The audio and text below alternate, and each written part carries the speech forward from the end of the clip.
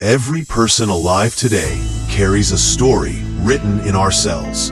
It is a story of survival, migration, and mothers. Through a single molecule, mitochondrial DNA, passed unbroken from mother to child, we can trace the footsteps of humanity itself. Our journey begins where all human journeys begin: Africa. 200,000 years ago, in the grasslands of East Africa, small communities of modern humans thrived. Among them lived countless mothers, whose mitochondrial DNA carried the instructions for life and the key to our ancestry. This mtDNA is remarkable. Unlike most of our genome, it passes almost unchanged from mother to child, generation after generation. By comparing tiny mutations, scientists reconstruct a vast family tree, one that leads back to a single common maternal ancestor, often called mitochondrial Eve. She was not the only woman alive in her time, but her daughters' lines are the ones that endured. Around 70,000 years ago, climate change tightened its grip. Expanding deserts forced some families to move in search of food and water. Genetic evidence shows small bands began pushing northward, carrying with them mitochondrial haplogroups, known today as L3. These were the mothers of all people who would eventually leave Africa.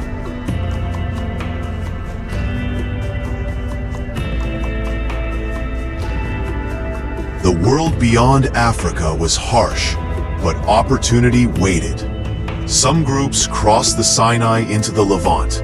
Others skirted the Red Sea coast into Arabia. Their numbers were tiny, perhaps only a few hundred individuals, but their mitochondrial lineages, labeled haplogroups M and N, would populate nearly every corner of the earth.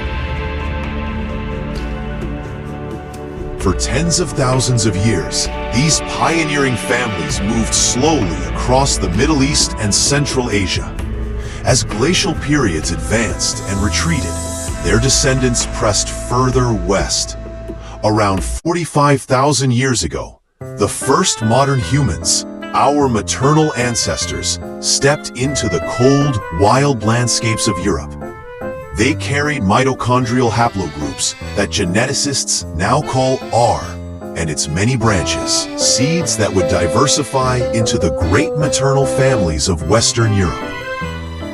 The scene is set, a frozen continent, new hunters and gatherers, and women whose mitochondrial DNA will endure through ice ages, famines, and countless generations.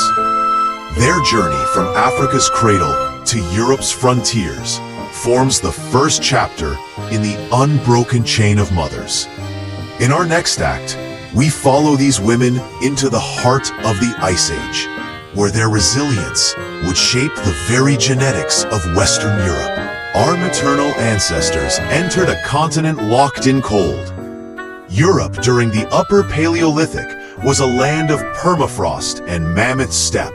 Yet these pioneering families carried fire, tools, and the will to survive, and with them, the mitochondrial lineages that would shape the genetics of Western Europe.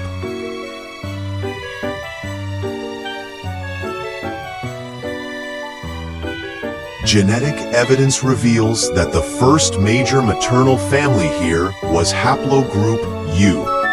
Even today, fragments of their mitochondrial code persist in millions of Western Europeans, a silent signature of Ice Age mothers. The mothers who first stepped onto the European continent entered a world locked in cold. It is 45,000 years ago. The northern hemisphere lies beneath a shroud of ice, and winter rules the land. Yet within every woman burns a quiet spark of survival. And inside every cell, a molecule of memory, mitochondrial DNA.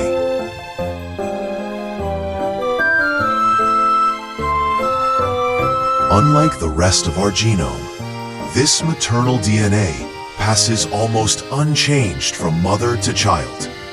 Each rare mutation is a clock tick, marking the centuries. Through this code, scientists can read an unbroken story of mothers who braved a frozen frontier.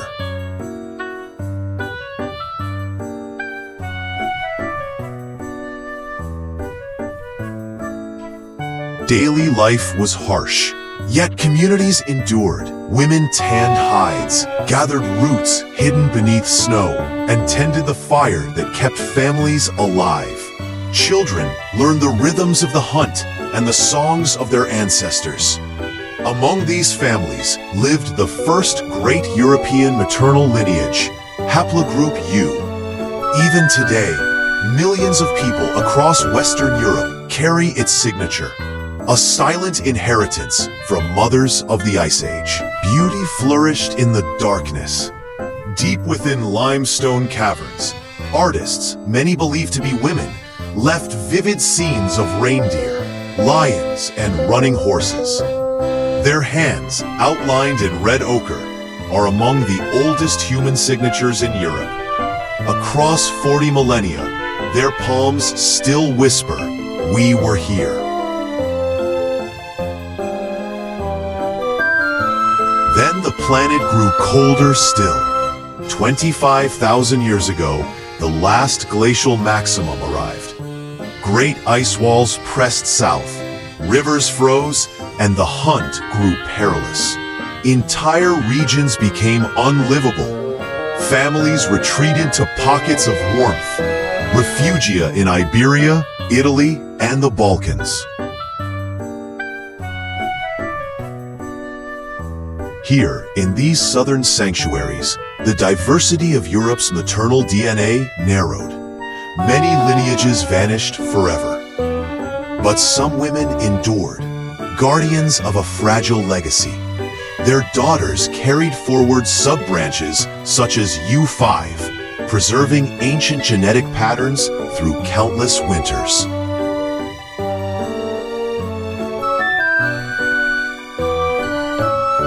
Each birth was defiance. Each cry of a newborn cut through the glacial silence, a promise that the chain of mothers would not break.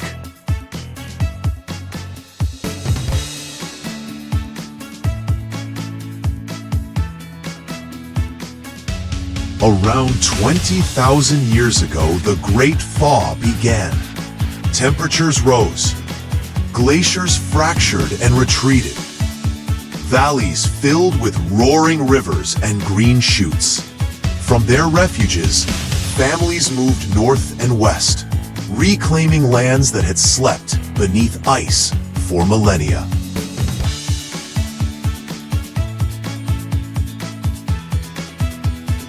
With these journeys came new maternal players. Haplogroup H, likely born in the Near East, spread with migrating mothers and blended with the ancient U lineages. Today it is the most common mitochondrial family in Western Europe, a living reminder of those post-glacial expansions.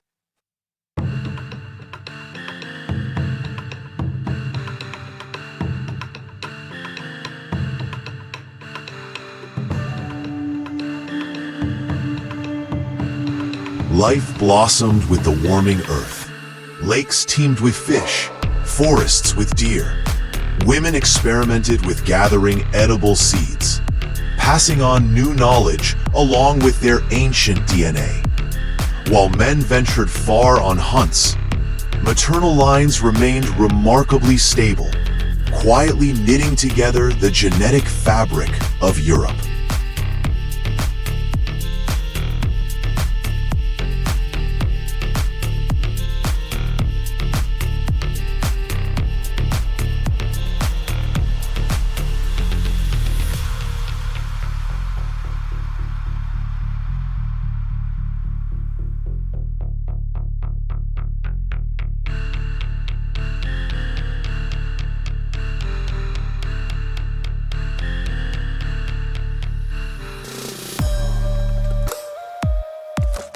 These were Europe's Ice Age mothers, guardians of culture, carriers of life, and authors of the genetic story that continues within us.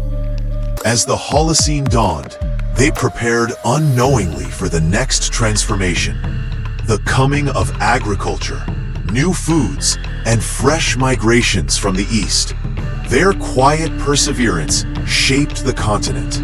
Their DNA, passed from mother to child, remains the heartbeat of Western Europe. The Great Cold had retreated.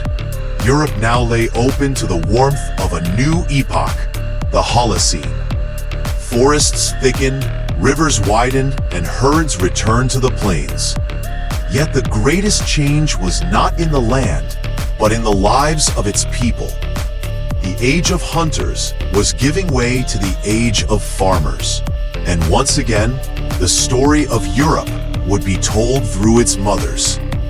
6,000 years before Christ, women in the Near East had already learned to plant seeds, domesticate animals, and harvest the earth's abundance.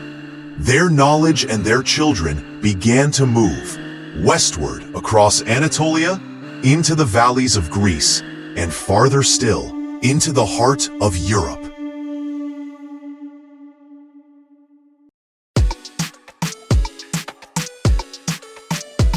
With them came not only tools and crops, but also new maternal lineages. Haplogroups J, T, K, and N1A spread like quiet rivers through the genetic landscape. These mothers carried wheat, goats, and pottery. But most of all, they carried mitochondrial DNA that would forever mingle with the ancient lineages of U and H. For the first time, women did not need to chase the herds or gather wild roots. They sowed the land and reaped its harvest.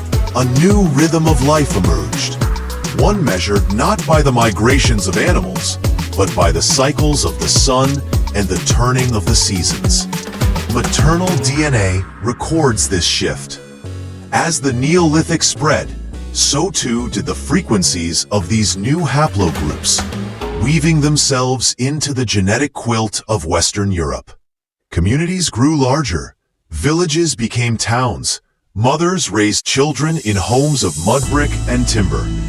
Their descendants built monuments aligned to the heavens, stones that still stand today, testimony to shared ritual and the power of memory.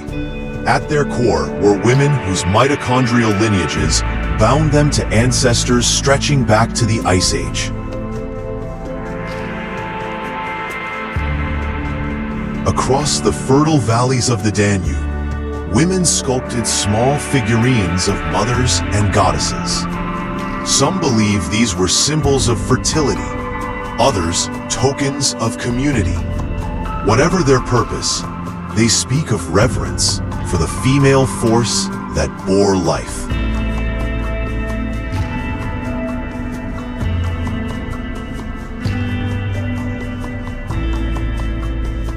Yet farming alone did not define Europe's maternal legacy, for soon another migration would arrive, fierce, fast, and world-changing.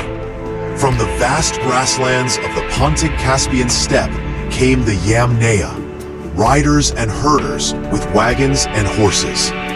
Their arrival around 5,000 years ago brought Indo-European languages, new technologies, and fresh waves of maternal DNA. With them came maternal lineages like haplogroup 1 and W. Though smaller in number, they blended with the deep-rooted U and the widespread H, reshaping Europe's maternal mosaic.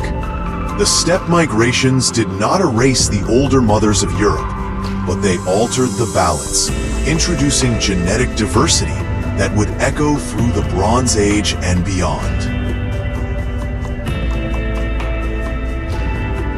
By the Bronze Age, Europe was a continent of connections. Trade networks carried tin and copper, amber and salt. Along with goods traveled people, mothers, children, families, spreading their mitochondrial signatures to every shore.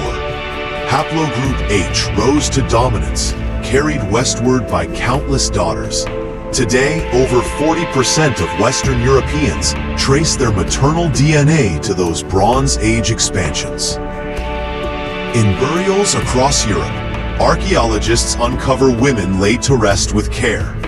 Amber beads around their necks, bronze pins fastening their cloaks. Their DNA speaks louder than their ornaments. Mothers of mixed ancestry, carrying lineages from Ice Age refuges, Neolithic farmers, and steppe nomads alike.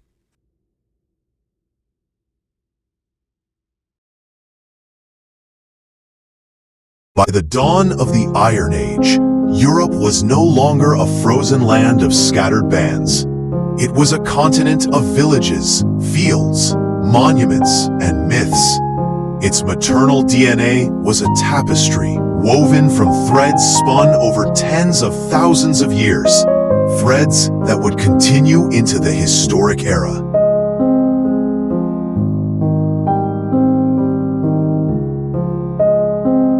The story of Western Europe's mothers is not one of replacement, but of resilience and renewal. Ice Age survivors, farming pioneers, and steppe migrants, each contributed to the genetic symphony that lives on today.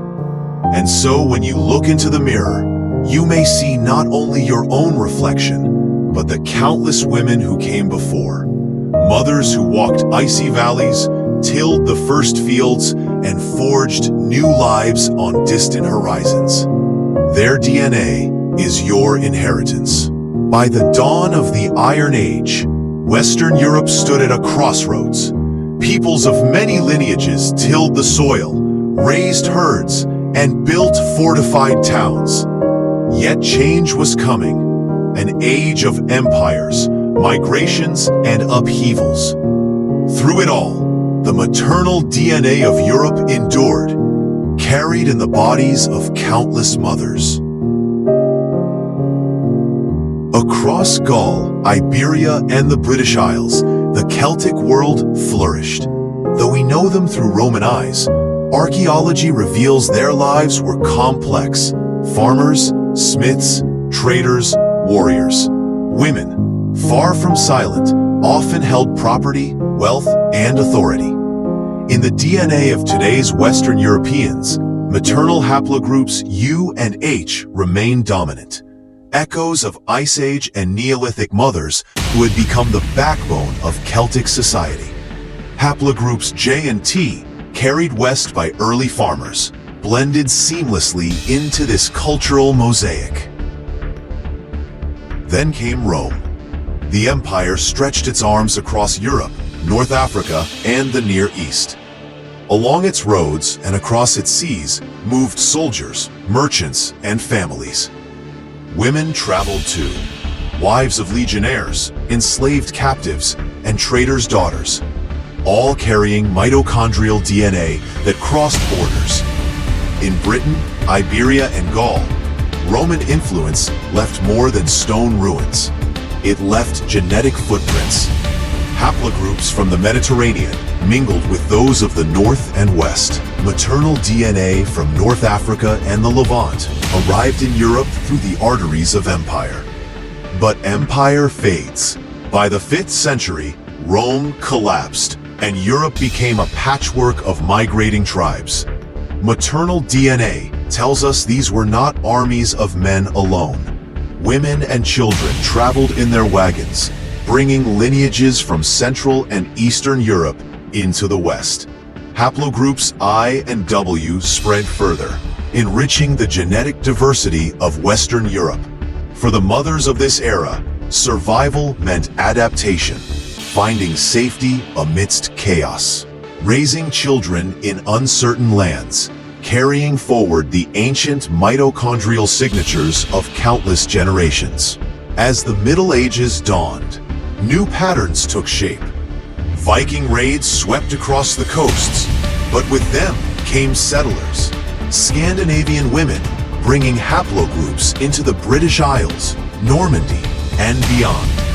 The maternal DNA of Western Europe became a living archive of movement. From Moorish Spain, where African and Arab mothers joined the lineage, to Frankish Gaul, where Celtic, Roman, and Germanic DNA merged into one people. Through famine, plague, and war, mothers remained the carriers of life. Each birth passed on an unbroken chain of mitochondrial inheritance, linking a child in a medieval village to ancestors who once painted caves in the Paleolithic. By the late Middle Ages, Western Europe was poised for transformation. Trade routes connected continents, new ideas stirred in the minds of scholars, and great voyages awaited just beyond the horizon. The maternal DNA of Europe had already endured 40 millennia of trials. Now, as history prepared to enter the Renaissance, the mothers of Western Europe stood ready to carry their lineages into a world both wider and more uncertain than ever before. Their legacy was not carved only in stone or written in books. It was carried in the flesh and blood of every daughter that followed. The mitochondria in each cell, the tiny spark of maternal inheritance, held the memory of mothers, stretching back to the very first footsteps in Europe.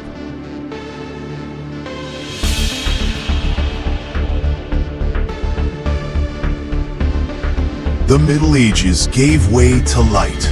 Across Western Europe, a rebirth of knowledge began. The Renaissance. Art, science, and discovery transformed the continent. Yet, beneath these revolutions, the maternal story continued, silent but enduring. The mitochondrial DNA of millions of mothers carried forward the ancient legacies of Ice Age hunters, Neolithic farmers, and steppe riders, woven now into the fabric of a new world. In Renaissance Europe, the family remained the anchor of life. While kings and painters filled history books, it was mothers who nurtured the next generation of thinkers, sailors, and scholars. Haplogroup H, the dominant maternal lineage of Western Europe, flourished during this era. Its frequencies stabilized through centuries of growth. Yet alongside it, rarer lineages, U, J, K, T, I, and W, continue to pass quietly from mother to child, ensuring that the genetic memory of prehistory lived on. The 15th and 16th centuries carried Europeans far beyond their continent. Explorers, traders, and colonists crossed oceans, bringing with them their languages, cultures, and their genes. Women traveled too, whether by choice or compulsion. Their mitochondrial DNA became part of the global exchange. From Spain and Portugal to the New World, from Britain to North America, maternal haplogroups of Western Europe spread across the globe. Today, millions in the Americas trace their maternal ancestry to women who once lived in Iberia, France, or the British Isles. These centuries were not simple stories of expansion. They were also stories of encounter, sometimes violent, sometimes harmonious. Maternal DNA reveals the blending of peoples, European mothers leaving their lineages abroad, and African and indigenous mothers becoming part of Europe's heritage through forced migration and return. Haplogroup L, rooted in Africa, and Native American haplogroups like A, B, C, and D entered the European maternal record during this time. Though small in frequency, their presence is a testament to global connections that forever changed Europe's genetic landscape. The Industrial Revolution uprooted families from the land and pulled them into the cities. Mothers raised children amidst the soot of factories and the rhythm of machines. Millions emigrated to the Americas, carrying haplogroups H, J, T, K, and U across the Atlantic in unprecedented numbers. For every invention of the modern age, there was a mother who passed on the oldest inheritance of all, her mitochondrial DNA. Today, we live in an age when science can read the code of life itself. Through mitochondrial DNA, we trace maternal ancestry back 40,000 years in Western Europe. Through Ice Age refuges, Neolithic fields, Bronze Age migrations, and modern voyages. Haplogroup H still dominates, present in nearly half of Western Europeans. Yet every maternal lineage tells a story of survival, of adaptation, of migration. Together, they reveal that no single people owns the past. It is a tapestry woven by countless mothers across time. 40,000 years ago, the first mothers walked the frozen plains of Ice Age Europe. Their daughters carried lineages into the warmth of the Neolithic, the empires of Rome, the storms of the Middle Ages, and the voyages of discovery. And still today, their DNA beats within us, an eternal flame passed from mother to child, across 1,000 generations. This is the story of Western Europe's maternal DNA. This is the story of 40,000 years of mothers.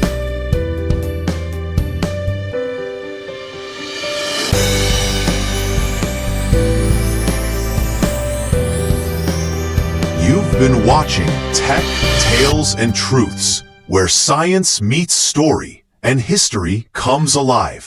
Subscribe and follow for more journeys into the past and the truths that shape our present.